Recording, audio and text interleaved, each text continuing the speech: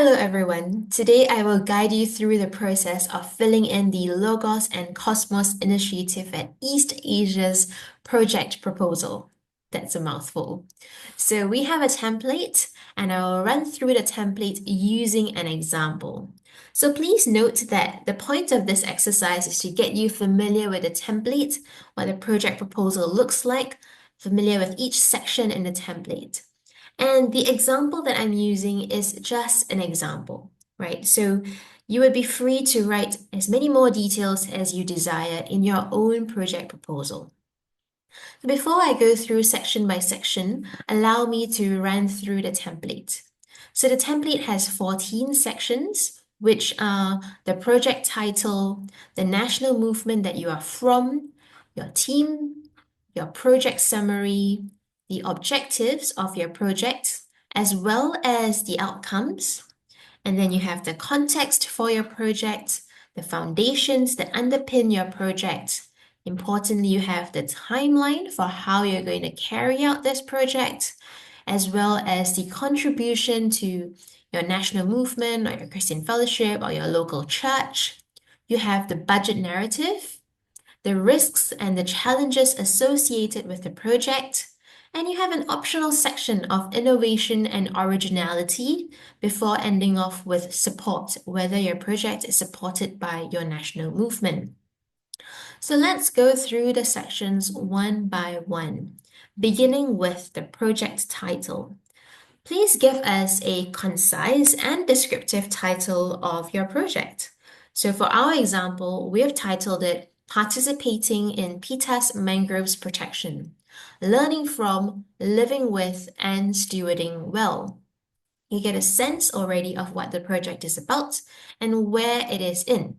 So it's something about mangrove protection and what it means for our student movement to participate in that. And we know that it's in PETAS, which is an area in Sabah. Next, you have the IFES National Movement, where you would state the movement you're from. So for our example, it's located in FES Malaysia. Then you have to specify the team members of your project, so the full names of all project group members, your roles in your national movement, whether you're a student leader or you're a staff member, as well as the Institute of Higher Learning that you are from. So for the staff worker, you will write down the ministry that you are serving within for the Institute of Higher Learning. You also need to give us the team leader name and email address. This is important because this would be the person that we are in contact with for the duration of the project. Next, when it comes to project summary, we'd like you to give us a brief overview of your project. So some of the aspects you'd want to cover here briefly are your aims, your methods, and why you think this project is significant. So for ours, our example reads, we aim to investigate the ecological and community significance of the mangrove ecosystems in Pita, Sabah, Malaysia, focusing on the Telaga River region. This project will explore the role of mangroves in water purification through qualitative environmental assessments, rudimentary pollution level analysis, as well as participating in ongoing scientific research. You can see that we've provided a picture, right, to give you a sense, give the reader a sense of what the area is we're talking about, and immediately you see the problem, right? There's mangrove depletion in these 4 pictures across these sites. So the project summary continues that we also seek to learn from indigenous and local communities actively restoring degraded mangroves, most notably following environmental damage from a failed shrimp farm. We hope to foster dialogue with these communities about their challenges and the solutions that they face, alongside learning about the socioeconomic and cultural significance of mangroves. Then we have a sense here in the summary already about the grounds of this project. So this project is grounded in the biblical concept of stewardship and draws upon the parable of the Good Samaritan in unpacking the idea of neighborliness. This project is particularly meaningful for our Christian fellowship because some of the CF members have family roots in the Dusun and Bajau communities of the Pitas region. So Dusun and Bajau are indigenous peoples of the Pitas region, and that's why this project is important for this group of people doing it. Next section is the objectives. So in objectives, you'd want to clearly outline your project's goals and the reasons behind them. So you can break it down into specific categories like we've done, or you can even give it to us as bullet points. But what we want to know in this section is what are the goals? Why are you doing this? And why are you undertaking this project? Okay, so for our example, we've listed out 4 different objectives. So it's got to do with research, collaboration, community engagement, and campus sharing. That's the categories we've given. And the objectives read, we seek to assess the effectiveness of mangroves as natural biofilters by analyzing the pollution levels in selected sites in the Pitas mangroves. So by evaluating how well mangroves filter pollutants and support biodiversity, we aim to contribute to the scientific knowledge on their ecological importance, which embodies the biblical mandate to steward the earth. So the project group understands that doing research is in part how we serve as custodians of creation, loving the earth and loving our neighbor. Sorry, it should be loving our neighbor. Let me just change that right now. Those who rely on these mangroves for their livelihoods.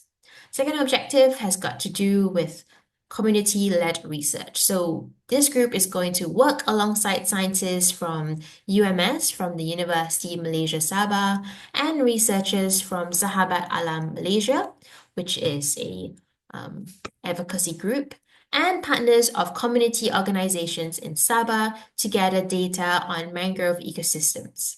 So this partnership is meant to allow for first-hand experience in scientific research and access their body of knowledge as well as tools while contributing to the broader initiative to protect mangrove habitats. Okay, so that's their second objective. They are going to work alongside these groups that are already doing research, and that will allow them to get a first-hand experience of this, get their knowledge as well as tools, and contribute to existing ongoing research. Then community engagement is another objective. So we hope to assist PACOS, which is one of the organizations stated earlier, in connecting with G6. This is a coalition of indigenous peoples formed to engage the issue of mangrove protection. Further, working alongside these groups, we hope to engage local communities not only to raise awareness of the importance of preserving mangroves, but also to understand the considerations of mangroves, whether they are ecological, economic, or cultural. Right? And this objective is inspired by the parable of the Good Samaritan, seeking to understand those who hold differing views of conservation and life, in addition to extending a neighbor to the ecological community. So through dialogue and humble learning, we hope to serve as agents of reconciliation. And the final objective is to share our learnings with our UMS campus to inspire others to engage in local ecological conservation efforts. So we see this as part of bearing witness to the good news on campus and offering hope amid the challenges of conservation and land rights, which often feels like bleak injustices. So the way in which I've written the objectives has been sort of narrative, right, in long form. You can choose to write it more succinctly or briefly in bullet points, but we do want you to explain why you're doing this project and what you hope to achieve through its implementation. And that will very nicely lead you to the next section of outcomes, which is to describe what you expect, right, your results, what your project aims to produce, which could include deliverables or your impact or learning. And again, you can also write this as a bullet point, but once again, I've written it out more fully. So the main things that are going to be produced from this project example is a report to sharing our research process by telling stories, developing educational materials, as well as 1 or 2 Bible studies. right? So we intend to publish a report based on the 6-month qualitative assessment survey of selected mangrove sites, including data on pollution levels. And the hope is that this will then contribute to ongoing research, especially for the organizations that are involved in that area. The second outcome is to share our research process and findings not only through a report, but by telling stories. So there would be a project Instagram account that would be created, and this where the stories would be shared to hopefully reach a wider audience. The next outcome is to develop educational materials, right? So this is part of community engagement efforts that can be shared with both local communities and student populations. And the materials would highlight the project, right? The importance of mangroves and their role in the ecosystem, alongside the perspectives and stories of local communities in relation to the mangroves. Finally, closer to home, the project group hopes to consolidate learnings and work with the staff worker to produce 1 or 2 Bible studies. These Bible studies will explore the biblical basis of creation care and loving your neighbor, and how these ideas inspired this group to embark on this project. So this would be offered for use to the Christian Fellowship. So this main section is to describe, to understand, for us to understand what your project aims to produce, which could be several things, right? It could be deliverables like a report or educational materials. It could be impact, so you expect to see increased awareness by local communities about mangroves, or learning, right? New knowledge or skills which is gained by the community. And that would be primarily through the Bible study. Next is the context. So in the context, we want to hear the background motivation for your project. And you should share the current situation and the challenges faced in this area. So kind of what's going on and how you think your project could contribute to that. So think of this something as a mini reading the times, right? To assess what's going on in your campus or your community or your country and why the project is thus important. So for our context, we have written in our example, the Pitas area faces severe environmental challenges, including pollution and widespread mangrove deforestation. So mangroves serve as critical ecosystems that protect coastlines, support biodiversity, and purify water. However, local communities are increasingly impacted by environmental degradation, most notably the damage caused by a large but now defunct shrimp farm. This holds personal significance for several members of our Christian Fellowship with family roots in the Dusun and Bajau communities of the Pitas region, whose livelihoods have been impacted. This sparked our desire to form this project and contribute to the Pitas mangroves restoration. In response to the mangrove forest challenges, some villagers are working alongside local scientists and researchers, as well as advocate groups to actively restore degraded mangroves and build community awareness. So this project aims to foster collaborative learning between students, researchers, and local communities to support these restoration efforts and protect these vital ecosystems. Very long sentences, I apologize. But basically, you get a sense of what's going on. That the Pitas region, the mangroves in the area have been going through deforestation and degradation, most significantly because there is a shrimp farm that's now defunct, that's now no longer in service. And this is important for the project group because some of their CFers actually have family roots in the area, and those people were affected by the mangrove degradation. So they want to work alongside what is already going on, which is the villagers working alongside scientists and researchers and advocate groups to talk about mangrove restoration, to do research in mangrove restoration, as well as to build community awareness. Okay. Now then, an important section of the project is to talk about the foundation of your project. So this is where we want to hear from you what are the academic and theological foundations that underpin your project, right? What are these concepts that inform and shape the project that you are doing? So for our example, right? We talk about how this project is built on both scientific ecological research and theological reflection. So for the scientific ecological research, we are basing our project on existing ecological studies. So ecological research talks about the importance of mangroves, highlights their role as natural biofilters capable of absorbing pollutants and protecting coastlines, right? And mangroves support biodiversity, protect coastal communities, and buffer against climate change impacts. And in our project, we will conduct water quality assessments, basic pollution analysis, and habitat studies to gather data on all of these functions of mangroves. And they will evaluate the vulnerability of the mangrove ecosystems to environmental degradation, particularly from human activities like shrimp farming, deforestation, and industrial pollution. And they'll explore how mangrove degradation affects the livelihoods of local communities, highlighting the link between environmental and human well-being. So if this project proposal was submitted, I think one of the questions that would be asked and would need to be clarified is how they would evaluate the vulnerability of the PETA's mangrove ecosystems. But anyway, from this example, you already get a sense that that's what they want to do. Another very key foundation is the theological aspect of this project, and that comes in terms of stewarding as well as neighborliness. So in terms of unpacking stewarding, the example highlights attentiveness, interconnectedness, and lament. So the biblical idea of stewardship significantly guides this project. We seek to explore contextually and concretely how humanity responds to the call to care as custodians and active participants in this created community. So they pull out passages like Psalm 8 and Psalm 104, which affirm our role as stewards, called to attentiveness in relating to ecosystems.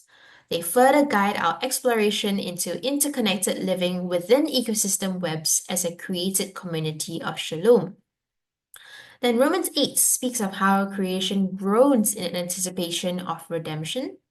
And this is a reminder that environmental degradation is not only an ecological issue, but a spiritual theological one. Through this project, we will reflect on the suffering and injustice faced by both the mangrove forest and indigenous peoples. Integrating lament into our project highlights the need for humanity's repentance in relation to ecological injustice. And another theological motivation is that of neighborliness and dialogue.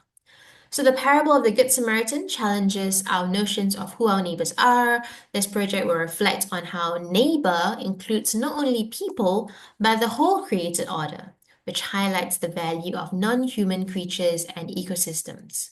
We also hope to consider our circles of neighbors to include local communities, especially indigenous peoples whose lives are closely connected to mangrove ecosystems.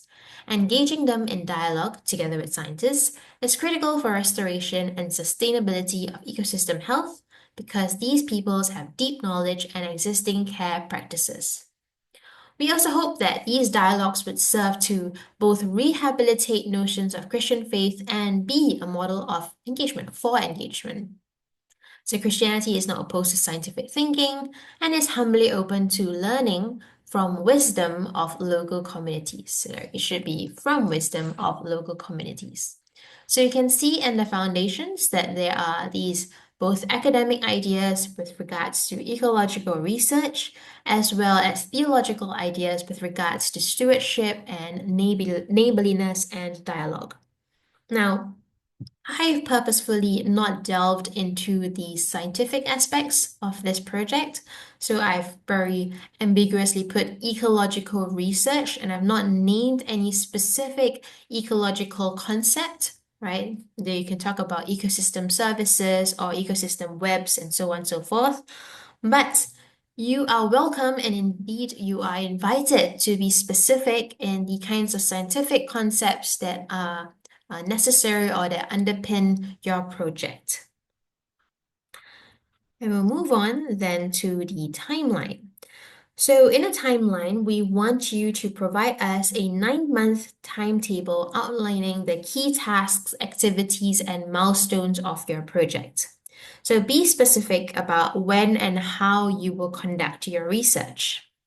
I've begun this example with April to May, but it does ask from June to February. So April to May is your proposal refinement period anyway, where you will be working more closely with your mentor within your group. You might be doing things like establishing connections or even doing preliminary literature review, and that's fine. So that's when you refine your proposal before you actually actively begin research, and that starts in June. Right? So that's when your project is implemented. So from June to February, you would write down what are the different things you want to do. So for example, you start off for this project example by doing site visits. You are identifying which are the areas you want to do research in. You're meeting with people. You're confirming fieldwork plans. And then a large chunk of that time would actually be doing site visits and your assessments. You continue talking about the field work. If there are particular things that happen within that research period, please put it down. So for example, there's going to be a workshop, right? So in November, preliminary analysis will begin, right? And they'll be working on developing key educational materials for the workshops, as well as in December, that would be when they are settling the logistics for the workshops before actually conducting the workshops in January to February. So in addition to having this table, right, outlining your timeline for the project, it would be also good to highlight the milestones that you want to hit for each part of the project. So I've put it out separately as a section called milestones, but you can obviously feel free to incorporate it into the table itself. So milestones like June, identify key sites. July, complete initial site visits and begin collecting data. September, initiate community dialogues. November, begin data analysis. January, conduct community workshops. March, complete your report. So these are the key markers of things that you'll like to hit during your project execution period. Number 10 is about contribution. So you want to talk here about how your project is going to contribute to your national movement or your Christian fellowship or your local church. And you should highlight here the potential your project has in inspiring others or fostering further engagement in this area. So for our project, we say it has the potential to significantly contribute by offering a model for how environmental stewardship can be integrated with our understanding of the Bible. We want to demonstrate how scientific research on mangrove ecosystems intersects with biblical principles, so encourage a generation of Christian students to take active roles in ecological conservation and encourage them to see this as a vocation that can be an act of worship and obedience. So this is important for people who are in life sciences or biology or ecology, that they don't just see doing science as merely just doing science, and then that's separate from being a Christian, but this project encourages people to integrate the two together. So another contribution is that we hope our project, which opens space for conversation between local communities, scientists, and students, would see the idea for future science and faith dialogues with a community engagement aspect to them. So there are two things here. One is that because there are conversations already opened up between scientists and communities and students, right, this would hopefully see the idea for future projects, right, or future events that have these kinds of science and faith dialogues with a community engagement aspect to them. So not merely having a dialogue or having a conversation, but also therefore taking action in relation to whatever's discussed in the dialogue. Next is the budget narrative. So here's where you would need to outline the proposed budget, detailing how the funds are allocated for each section. So in future, you need receipts for each expenditure that you have for each thing you want to claim. So give us a sense of where and how you think the money needs to be spent on this project. So for example, here I've talked about different categories, well, travel, transportation, research supplies, community engagement and workshops, educational material development, contingency fund, okay? So in each section, I've also put a little bit about where and how I think the money would be used for that category. So do note that if we are unclear about anything, we'll ask you. So I might ask, for example, what is a basic water testing kit? How much would it cost? Where will you get it from? Is there any possibility of borrowing it? So on and so forth. But for this proposal, all you need to write down is when and where and how you plan to use the money. Now, risks and challenges. So this section is about highlighting what are some of the potential issues that might come up during the conducting of this project. So for us, we have highlighted three possible risks or challenges, right? Primarily to do with logistics, data collection, and community engagement. So the first is that access to the Pitas area, Telaga River, may be hindered by transportation or weather-related issues. And how are we going to address this, right? We're going to be flexible in our schedule. We're going to allow extra time for travel and field visits. And we're going to coordinate with organizations, PACOS and SAM, who are already working there. They have more experience. They'll probably be able to let us know what are some of the logistical issues we should be aware of. The next risk or challenge has got to do with data collection. So it's difficult sometimes to gather reliable data on water quality, and it may be affected by inconsistent weather patterns or equipment failure. And they would conduct regular data reviews to identify any inconsistencies early on in the project before the whole project's ended and the data is not usable. The third possible risk is community engagement issues. So it's difficult, right, to gain trust from local communities because they may be skeptical of us because we're unknown, which is a bunch of students. So we hope to build rapport through initial listening sessions, showing respect for their knowledge and perspective while being open with any data we've gathered. So transparency and honesty to the local peoples. And we will also seek advice from the researchers we are working with, who once again have more experience in this area. Now, the last two sections, right? So bear with me. So penultimate is about innovation and originality. So I've purposefully left this blank, and that's in order to let your imagination run wild. So note that this is entirely optional. We just want to hear if you think your particular project is original or unique. What makes it stand out? What makes it unique from any other kind of project being conducted in a similar area? And the final section is support. So do share with us if your project is supported by your national movement, whether it's your student leaders or your general secretary. If you have a letter of support or recommendation, please include it. For us, we have just written, we have received verbal support from FES Malaysia's CF student leaders, and we're in the process of obtaining a formal note of recommendation from the FES Malaysia GS. So this doesn't need to be a super formal letter. It could just be the GS writing a couple of lines saying, I commend this project and signing his name, or it could just be your national movement leaders verbally saying that they think this is a good idea. And the reason why we have this section is, once again, we want all our projects to feed into and to bless the national movements that we're from and collectively. And so we want the national movement to be aware that all of you are embarking on this project. So that brings me to the end of the project template. And again, this project template is meant to communicate to us what you intend to do for your project, right? We welcome ideas and projects, and we hope to have a measure of clarity of what you're doing, why you want to do it, and how you're planning to do it. Okay, so once again, if you have any issues for this project, do let Lisman or myself know. We'll be very happy to respond to any questions or comments or thoughts that you have about your project proposal. Remember the motivation for this initiative. We want to see our national movements being enriched. We want our ministries to recognize that they are ministries for the campus. It's a mission for the university.